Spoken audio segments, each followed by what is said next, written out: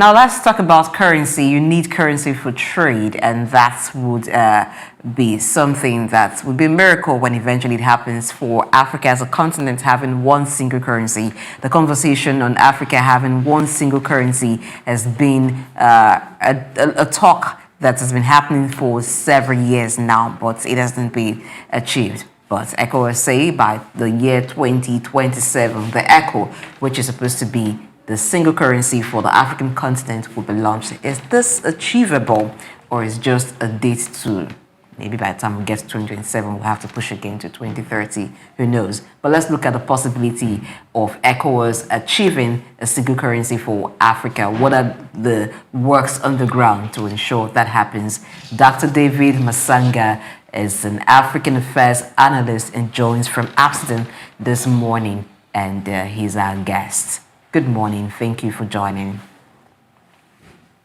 Good morning. Thank you very much. I had a very heated argument that you were conducting in the studio, and that Africans would hear about the launch or the intended launch, planned launch of the ECO, the single currency for Africa.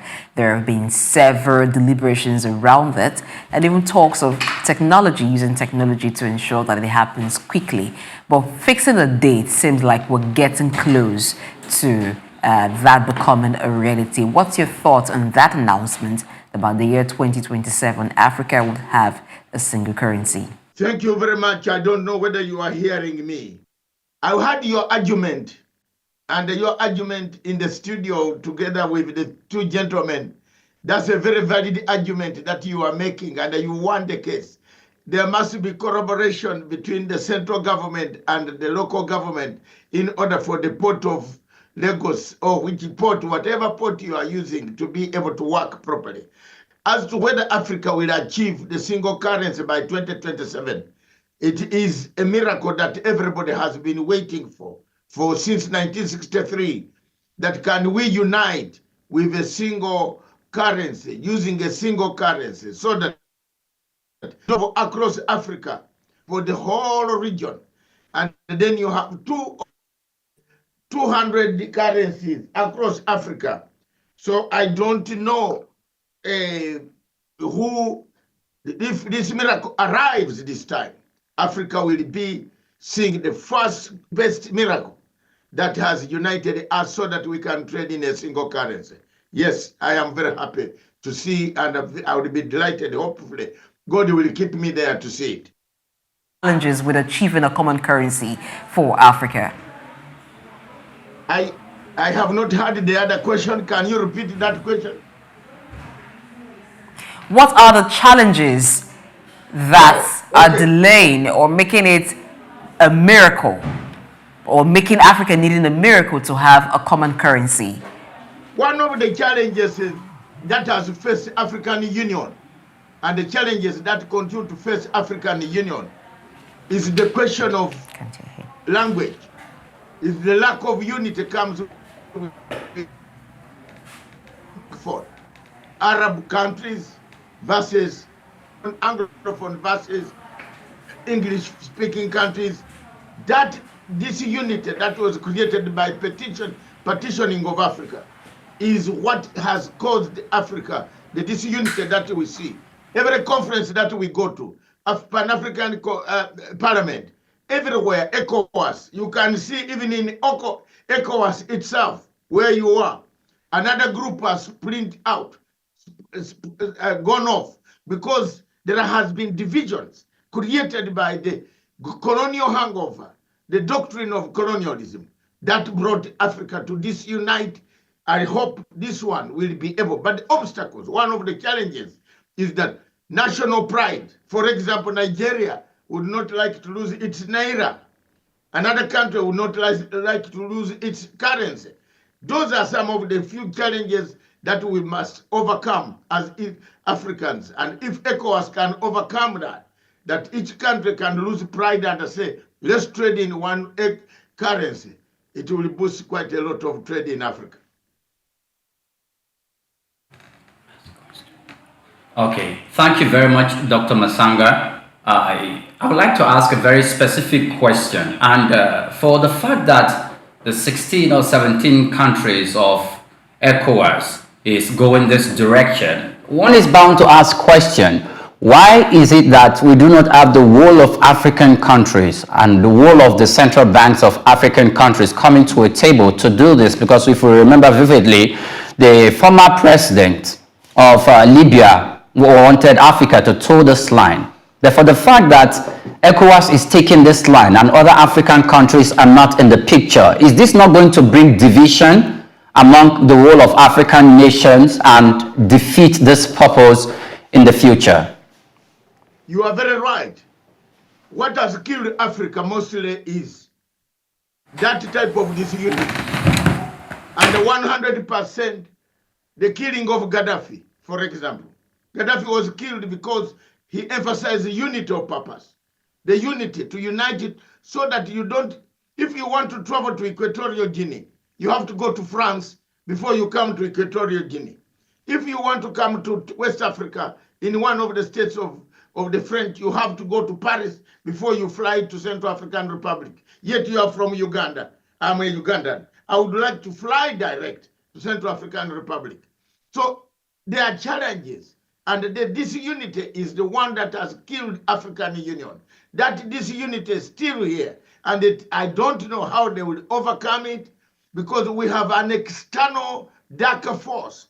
That darker force, for me, I am a man who tells it as it is. At my age, I'm not going to keep quiet. France has divided us so badly on this continent of Africa. Anything that you try, France will come in the middle. Earlier you were talking about the difficulty traveling from one part of Africa to the other, and you blamed that on the disunity, which you say is a major problem in Africa. Now, where do you think that disunity comes from? And how do we address it? Thank you very much. I hope this time you very nicely. It comes from us Africans ourselves. The previous person in your studio said Gaddafi. Why was Gaddafi killed? Gaddafi was killed because of disunity from. We did not unite. We did not stand up to say we support one over. We rather support people, teams, even in football, even in wherever we support. For example, you have shown Mr. Dangote in an industry, but you can see the frustration that he gets from our own people. We don't buy our own products. We intend to buy foreign. That disunity was there in 1963 when the formation Organization of African Unity. It then came down to 2004 when we changed to African Union. This unity is still there. Every conference you go to in Africa, when African, you feel embarrassed. You find Anglo-speaking Africa, Uganda, Nigeria, Ghana, and others on one of Africa. Then you find the Francophone teaming up with the Islamic Africa, the other nations in Africa that to vote against anything to do with English-speaking countries. That this unity is what has made us a doctrine of neocolonialism that has been planted in Africa. That when people making 300, 400 million people, 1.4 billion people in Africa, uniting, they will be very strong. You have to divide it. And who divides it? The colonial master sits in Paris and says, oh, no. We shall give you this, we shall give you that, we shall give you that. Look at the African countries. Good, but no unity. Good faces, but no. Good leaders, but no unity. I saw it in African Union when we were electing the president of African Union, chairperson of the Union. My sister, if you were in Addis Ababa, you'd think in Krumale, Sekou Touré, and others are not hearing in the grave. Everybody was divided. Nigeria had to stand by Kenya. See, in ECOWAS, several other countries in ECOWAS, some of them ran away because of this division on religion, language, and above all, the former colonial masters. We are still divided. And even in this currency, now they have announced it. You are going to see in 2027, the Western Hemisphere colonials are going to come with a coup somewhere around there. It is there. They always smell to make we don't ever unite. That's what they did to Libya. That's why you're in the studio said correctly, Gaddafi was killed. No African. Show me one African named Gaddafi road. Have you named Gaddafi's road have you named Gaddafi's road in have you named it in Abuja? Have we named it in Kampala, Nairobi, Johannesburg? No, we have forgotten about Gaddafi. It is only Dr. running in Amsterdam here and The Hague to find out what happened.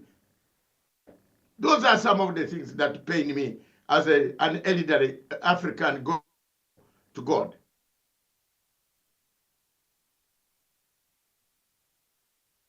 Are we together? Yes. On African unity for quite a while, and we're over 60 years now. A lot of people also feel that the inferiority complex of the African man is actually at the heart of this disunity, because we don't feel fulfilled until we are in Amsterdam like you are, or in London or in Paris. How do we deal with this issue of inferiority complex of the African man? At least for me, Doc, I don't. I am always head on. I tell you, if you don't like me, you don't like me. I am an African. That is it. I defend this continent. That is it. I defend Pan-Africanism. That is it. The moment you touch Africa, when I'm hearing, I'll explain to you. We have that reality complex. We bring programs. Now, at least your television station is African analyst. But we read the same subject, Doc.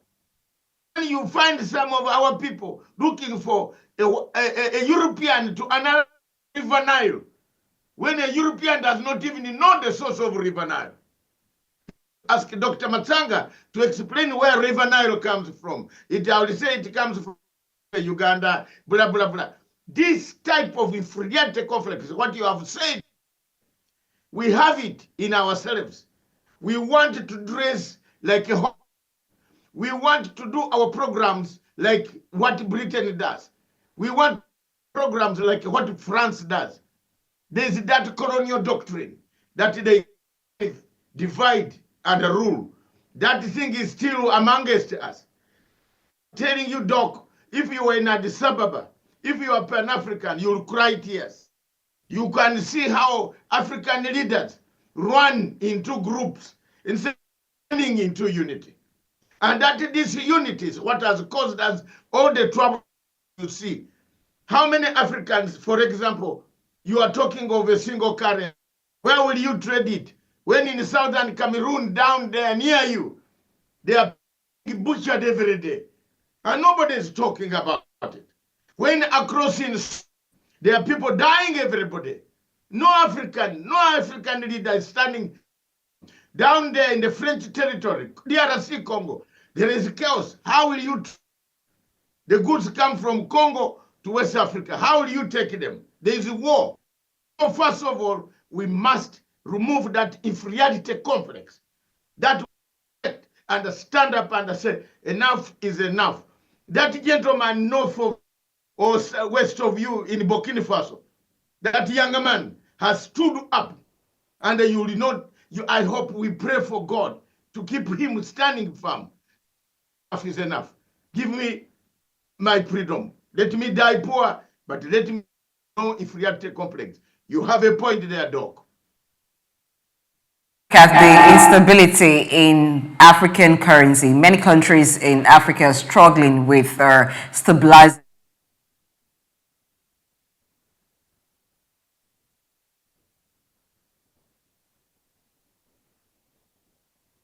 have not.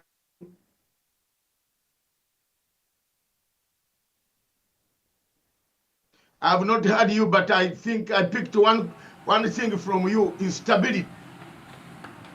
Many African countries are having instability. I think that's some you. Our connection has been so bad.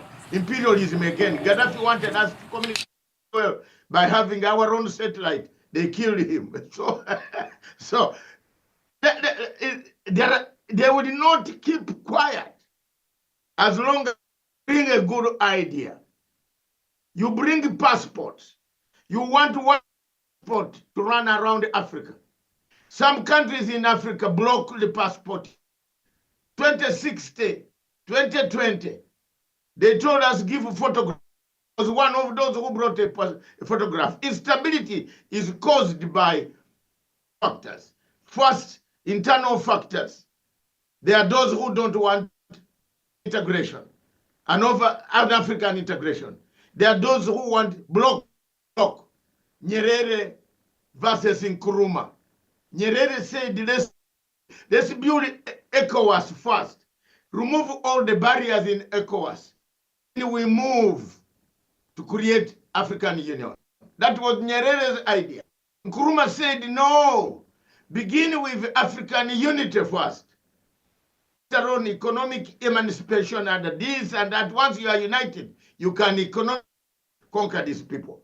So these guys in France, London, they now another added new master neo-colonialists from the Atlantic Ocean came and said, every time we want to have an African meeting, an African currency, like a 2027, they are going to be working on the countries in those areas. And they said, don't go for that. We shall be alone. We shall giving you an aid. We shall tell IMF to give you more money. These are the areas that Africa before. Let me tell you, bring talk under you people in the studio. A few minutes ago, before you came to this, you had a very bitter argument. But all this argument is centered on both internal and external factors. So when you want to create a good harbor and clean it, someone will come and say you are killing our animals. Whose animals are those? You try to remove sand from Port Harcourt. Someone will say, no, environment. Who is controlling the environment? Is it the environment? It is an environment of an African betterment for himself. Yet they come and in Scotland, who is telling them who is killing the animals. So we have a problem of instability caused by external forces and internal traitors. We have too many traitors across Africa. We don't have leaders. We have traitors. Some of them don't speak up when things are bad. Some of them butcher their own people. Some of them have forgotten. Some of them run to these people. Nigeria, Nsuka. There's nothing in common. It goes back to the inferiority complex that you mentioned. Yes, I mentioned earlier, that, yeah. Because that inferiority complex exhibits itself or expresses itself in different form. In our educational sector, we see how we're doing copy and paste, even courses that we do not need, courses that do not have direct application in our environment. We're studying it because it's a global thing. And even the standardization of practices in Africa would depend on the assessment, the standardization of the West. Whether or not it relegates our own research and what we're doing here, we don't care. So that's why there is the need for validation by the intellectuals in Africa. So it comes to a point where there has to be a reformation that has to take place in the mind. More like, if I have to borrow the Christian word, renewing of the mind to happen, where we begin to see ourselves as not inferior, our intelligence as not inferior as the intelligence of the intellectuals in the West. And we begin to own our own, develop our own. Let's take the medical sector, for instance. We are blessed with a lot of herbal plants, medicinal plants, and we're developing that. And when we do, who standardizes it to say this is fit for treatment? We are also waiting for orthodox medicine to standardize herbal medicinal plants. That's the only way we can say, oh yes, according to WHO, this has been approved. Now, until we come to that point where we are able to take the bull by the horn and pilot our own affairs, not thinking that our intellectuals here need any form of validation, because we have been under the tutelage for long, and we know what is right, we know what is wrong. We can carry out some of these processes and not necessarily waiting to hear from them to say, okay, this is right, this is wrong. We can also have our own Ivy League institutions here. We do have them here. Okay. We're told that Dr. Matsanga is back. Okay. Is back. Thank you very much for joining us again. Now, it's like, Dr. Matsanga, thank you so much once again. Yes. Okay. I think earlier on, Doc was asking a question that he needed you to respond to. So Doc is going to ask the question now. Yeah, what I was saying is for Africa to actually unite against the external forces who benefit and profit from our disunity, we need a kind of an intellectual background or foundation from our intellectuals.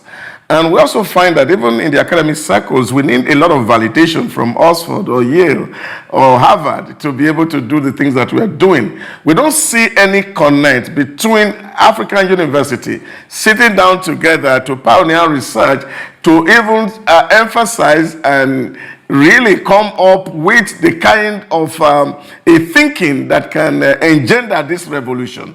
Do you think that the weakness in the intellectual space in Africa is also part of our problem? Yes. Doc, let me take you to the book of Lion and the Jewel. Lakunule, the character. You remember, I think some of the younger people here on the platform, if you read that book, you find out the mind of an African by Walt Sonika. And now let me tell you, every time we make a step forward, we are pulled back by the time. Did you study English? You bring Swahili. We wanted to Swahili in African Union. How many of you in West Africa have tried to read, to write Swahili? How many of you in West Africa try to write Swahili? We all write English. Even on this studio now, we are using English. How would like to know what Swahili is? One of the things that unites people like in Tanzania is language. That's why Tanzania has never had any war. No war. They are united. Look at your own place in Nigeria. How many languages do you have? How many? Look at some places. There's that colonial follow-up of education system. You remove that and start again. 40 years ago, my fellow panelists in the studio, China was the poorest country on planet Earth, having a rice scheme in my country. They came to grow rice to feed 300 million people 40 years ago. That was the population of China. We used to share that rice with Chinese. In my country, they take half, we take half. Today, China lends money to US at night. Although Trump doesn't want us to know, he begs China at night to stabilize his dollar. You know, so China went back. Africa needs to go back, doctor, in the studio. You need to tell some people in West Africa to go back and say what is good for us and what is bad against our country. We want Western culture. How many of you, Doc, you are in the studio today, you are wearing a tie. Who told you that that tie is your own? Why are you wearing it? You need to go back and ask. Chinese went back and asked themselves, yes, why are you wearing a tie? Why don't I wear a normal West African clothes and wear like Dr. Matsanga? We have very bad behavior ourselves. Doc, we have bad behavior. And we have copied it from people. Look at our children today. They wear trousers that are in the bottom, in the knees. You come to a house with a trouser in the knees. You don't eat food. We have lost this. We have lost. Look at all of the people. There are people here, your studios, at least for you in Nigeria, you have done very well. started Nollywood. Why do you call it Nollywood? Why don't you call it festival? Why do you call it Nollywood? It's copycat. You are copying Nollywood. You want to dress like them. Why don't you dress in skin? Why?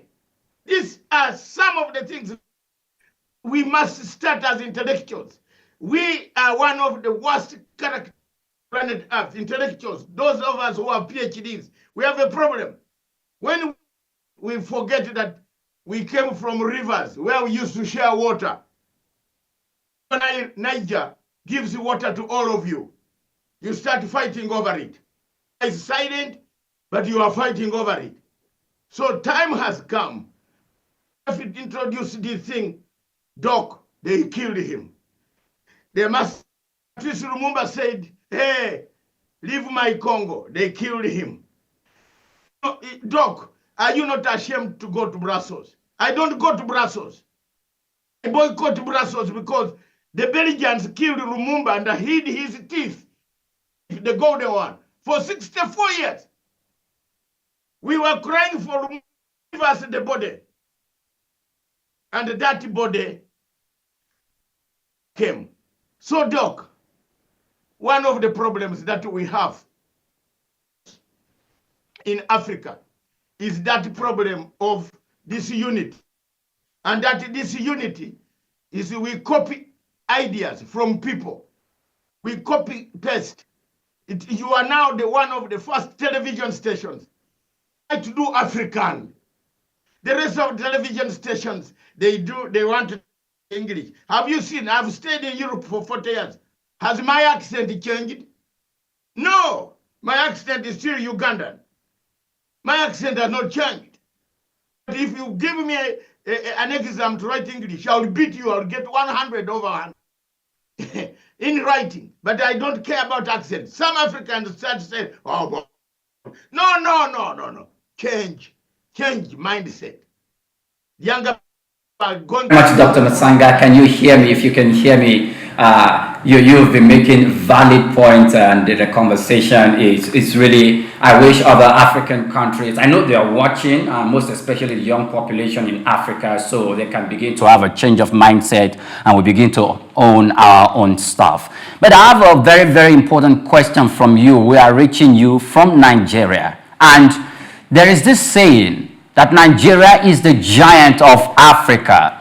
So probably even other African countries are looking up to Nigeria. There is a space on the global realm and in the continent of Africa that Nigeria needs to play to stand up for other African countries, or to stand up for itself and to take its rightful position in the continent and in the globe, so that every other African country can follow suit. Do you think Nigeria has been playing that role effectively? And if we have not been doing that, what do you think Nigeria needs to do so that other African countries can play along with that and look up to Nigeria as a big brother and act accordingly? Son, the you have asked is one of the best amongst all of you, the panel. You are bringing very good questions. Now, when Nigeria coughs, Africa catches a cough. That's true. You do something. Do you know why? God blessed you. You are the biggest area in the whole Africa. You have a population of 250 people now. With your new census, you will come to that. But when you have a problem, all of us in Africa, in Uganda, we shall have a problem. Headache. Oh my God. Because you see, what makes economies? Economies, population. China has beat the world of the population. 2 billion people. 2 billion people. 2 billion people. They can buy each $1 a day. You produce shoes in China. If every Chinese buys the shoes from your factory, you will have 2 billion a day. Area is endowed with a population, resources, but Nigeria has mismanaged their resources. That's the truth. wrong, the whole Africa goes wrong. That saying is very clear. When you go wrongly, you do wrong things, the whole Africa does. Because everybody, President Tinubu, as the head of state of an African country of 250 people, if he does a mistake, the whole of Africa has done a mistake. That is why we have a problem now. You have not told us, why have we gone wrong? Why have you gone wrong? You have not even, early on your program, you're arguing about the port, Benin or Benin. I was listening to that lady was striking points on you in the studio. The lady was hammering she was right. We have a problem. Who is supposed to keep this port? Who is supposed to keep port working? It is the central government. But the central government in Nigeria, home, it has problems. I've been there. I've been in Abuja during your elections. I observed your elections as an independent observer. I wrote my report. I was not an election. In Africa, we have a problem, actually. When Dagote did that refinery, Mr. Dagote was fought. People fought Dagote. French Total oil. You people are English, are footballers. You love football. You look at how you'll be ashamed today again. Even Morocco and Total Oil to sponsor your football. You're an African. Are you an African? Why do Morocco and Total Oil to sponsor your football? And you are promising people, I am going to AFCON in Morocco, Rabat. What God? I will switch off the TV. This man you are seeing, when that football starts, switch off the TV. Because it is sponsored by a company kill the Africans. Wherever you see Total Oil, you know war. Wherever you see Shell BP, you know war is coming. You know it. I don't want yours there. You know, 1967, I was alive. I'm now 69. I know exactly what happened. We hammered an agreement in Kampala. Who was involved? Two sides, Total Oil and the Shell BP. They are there where you are there, around. You know it. Now look, you are even very proud. You are proud, very proud. We are going to Morocco. We are going to Morocco. You go to Morocco to do. Why doesn't Dagote, MTN, Safaricom, African company, Ibrahim Mohammed, put their money together, sponsor the football? I will go and watch that football. I like football, but I cannot watch a sponsored by Total Oil that has killed more people in Africa. Let's begin with younger men like you, the one asking the question. You man among us and the lady, you are young. Me and the doctor, we are going home. Start thinking now. Start thinking now. Why do you go to watch a football match sponsored by oil and Morocco that has occupied Western Sahara? We have refugees in Nigeria from Western Sahara. We have in my country, Uganda. A country has occupied another African country. And you are going to watch football there. Why don't you leave the stadium to be empty? I'm asking you, younger man who asked the question. Like Matsanga, I will not go there. I will even switch my TV for 1 month at football. Younger lady, switch off the TV. And God is going to... Me and the doctor, we are going home. It is you who should and say enough is enough for unity in Africa.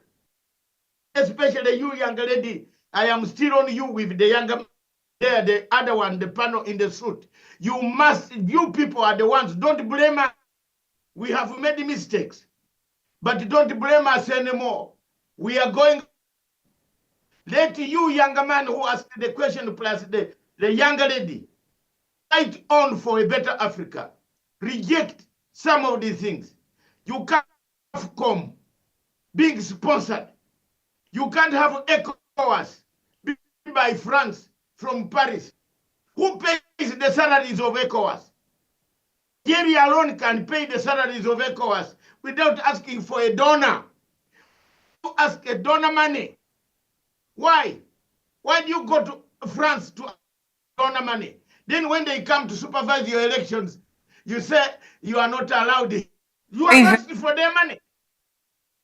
Any attendant consequence, negative consequence that comes along in the line of your operation, would that be a better deal where Africa gets compensated, gets paid for environmental degradation and any other attendant damage that comes in line with the operation of multinational companies, rather than boycotting and then the event doesn't happen and we don't also have African companies yet sponsoring? What do you think? Something about the environment. Are we the Do you pollute? It is China and the United States that pollute more, and France. The oil that the Delta, the Nile, the Delta, the river, the rivers region. Who is polluting? Who is polluting? It is Total Oil, Shell BP. Now, we go and beg the polluter, help us. No, no, no, no, no, no, no. They should pay more. We are not the ones polluting. We are not the ones with a lot of carbon around the whole world. It is China producing carbon and the US and that small poor country called Europe. Very poor. It has stolen from us. There is nothing in France. If Africa goes down, France will go down. They have nothing. Can't even host 100 refugees. No, can't. That's why you see refugees going to UK every day. France is one of the richest countries in Europe. Have you ever had any mineral found in France? Where is it? They pick minerals from where you are. You give them everything. They are the biggest polluters of our environment in Africa. And then we should be asking them, can you give us what we want to clean our environment? Not us to beg them. Every time you go, you are begging. Oh, we are begging for donor money. Donor money. What? These are thieves who came to steal our money. They have come to steal our resources. They take it to France. They even steal us. You see, one of the best footballers in the world is stolen from. And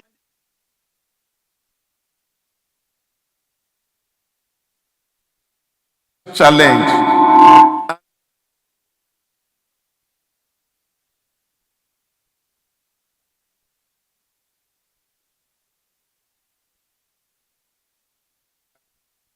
These countries have related with us. But to my suit and tie, it's Tosin that is making me wear suit and tie. But if that will make me to be able to speak to you this morning, I think it's worth a while. But let's come to the strategy in terms of adoption. We also see that in Europe that also had done one single currency, and that took about 45 years from the first meeting in Rome in 1957 through the Maastricht Treaty in 1991, and then of course we have eventually a euro in 2002. And that took a period of strategic 45 years, working things out and then seeing how things play out. But all we hear in Africa is all talk and no motion. Do you think that the strategy at this time will really produce results, or we still need to go back to the drawing board? I still maintain, if you came with a shirt, an African shirt studio, the whole studios across Africa will be looking at you. They like it. Forget about the tie, my brother. The tie we can only go for when we are looking for and passing your your doctorate like me and you wear very nicely. But now, studio, you try it like me. Yes. Hasn't China formed its own dress? Do you see Chinese with color? Why don't you do that? Try that. But let me come to your point. The point that you have made, Doc, very crucial. What can we do to avoid obstacles, challenges have been on the road towards our unity? One, we must a revolution, a renaissance. And you mentioned the word revolution. I was very a renaissance. Let's go back and say, where have we? Like Britain went back to say, is the euro working for us? Yes, or is it not working? Our pound is strong. Let's go back. We are down, we don't want. Now, if you just rush, you are going to make even more mistakes. I'm telling you, you have 3 countries up there, Niger, Mali, Burkina Faso. I've been to Burkina Faso. I've been to Niger. Do you know it is easier to get dollars in Niamey than yourself in Abuja? If I wanted money from Niamey, just local money, how much? $20,000. Dr. Matsanga, fly, I go. I've been there. But it is difficult to enter the kingdom of, it's easier to enter the kingdom of God to get $20,000 in a day in Abuja. Bank. Oh, Lagos. Now you are saying you want unity. What unity are you going to have? When you can't even give your own people even $20,000, you want to fly to UK. You have to apply and beg the manager. Even he calls you, go for lunch in that hotel. Why should I go for lunch in the hotel in order for you to give me money of my own, which is on account? Change the money. My doctor friend in the studio there, I want a check. Give me 20. I'm going to UK. Don't tell me story. Oh, let's meet around the restaurant down there for my money. In Niger, across in Niamey, it's very easy. I've tried it. Ask me. I've traveled there. Go to Niamey in a bank. Your money, francs. You have it in the hands. You will change and go home. You unite. When we still have obstacles of that nature, bureaucrats ready to get a license in Nigeria to manufacture goods. Better to kill Angel Gabriel than getting a license, because you will end up, not only in Nigeria, in my country, you will end up even spending more than the money for investment. You hear that? And the good news is that Nigeria recently was appointed as the digital trade champion by the African Union, and you also alluded to the fact that Nigeria has a lot of roles to play in Africa being united and Africa developing. We do hope that our leaders, Nigerian leaders, do what needs to be done, hold other countries accountable when they have trade here and when they have business to do, and do our part as a people to ensure that we're not making matters worse. Because even when those companies have been made to pay sometimes for the wrongs, we find that the monies are not used for the purpose for which they were intended. We thank you so much for your contributions. We hope that the mindset of Africans are changed to see ourselves as not inferior and knowing that we can bring about the Africa of our dreams. Thank you so much for your time with us on the show today. Thank you very much. And I want to tell you, keep one thing going. You are the biggest population in Africa. When you do it well, the whole Africa will do it very well. Keep it going.